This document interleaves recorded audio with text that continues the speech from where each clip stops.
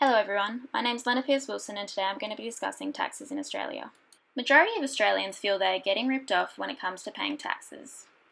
People often believe the government is taking their hard-earned money and flushing it away. However, this is not the case at all. Very few people really appreciate how tax revenue is distributed within the community, but by the end of this video, hopefully you will understand. You have probably heard the saying before, taxes are a price we pay to live in a civilised society. But what does that actually mean? To demonstrate this point, I have created a bit of a game for us. The rules are simple. I'll describe a few common scenarios and show you two different options. You then decide which one you would prefer, A or B. Let's begin. Imagine you're going off to school for the day. Which classroom would you prefer to go to?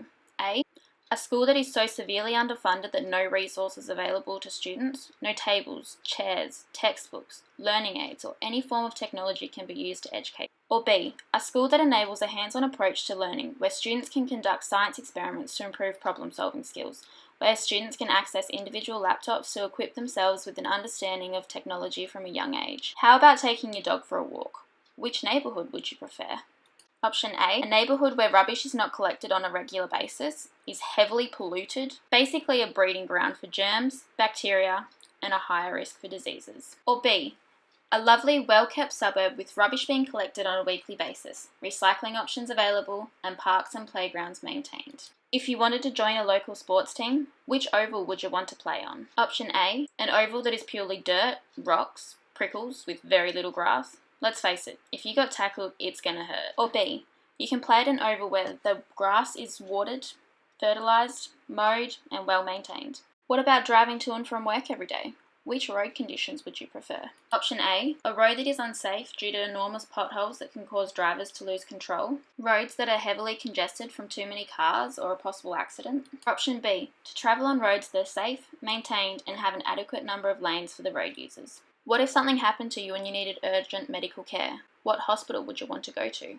Option A hospital that is extremely overcrowded to the point that patients are required to share beds and receive treatment in the waiting rooms, or still receive good care but be faced with exorbitant fees upon discharge, similar to America. Or be treated in a hospital where hygiene and sanitation is an absolute minimum, where latest technology is used in procedures and treatments to ensure patients receive the best care. When you reach retirement age and are too old to work, which situation would you prefer to be in? Option A, barely scraping by, struggling to keep up with bills, not being able to afford nutritional food, rent, housing repayments. Or B, receive a pension each fortnight to alleviate some of the stress, have access to aged care facilities and services, make the most out of the time you've got left rather than stressing the entire time. If you caught someone breaking into your house and stealing your things, which outcome would you prefer? Option A, the thief getting away with your jewellery as there is no law enforcement. Or B, police officers apprehend the criminal and get back your belongings, with the appropriate punishment being provided via the legal system.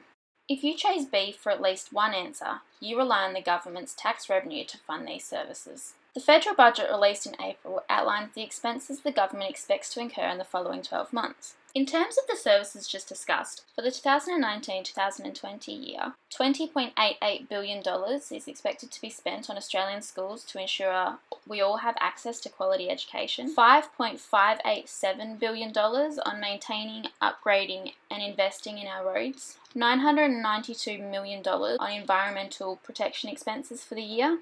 This includes waste management such as rubbish collection, as well as water treatments, environmental research and conservation of the environment. In terms of public hospitals, $22.535 billion will be spent to ensure Australians who hold a Medicare card can elect to be treated as a public patient in a public hospital. In doing so, no fees will be charged and the treatment will be free. Welfare payments are one of the largest expenses incurred by the government, making up 36% of total tax expenditure. Over the year, it is expected to spend $70.151 billion to ensure elderly receive the support they deserve. Other welfare payments include assistance to veterans, people with disabilities, families with children, people who are sick or unemployed, and Indigenous Australians. $489 million is expected to be spent on sporting and recreation expenses during the year. Finally, $4.523 billion is expected to fund our police force and other law enforcement officers. As you can see, all of these expenses add up very quickly.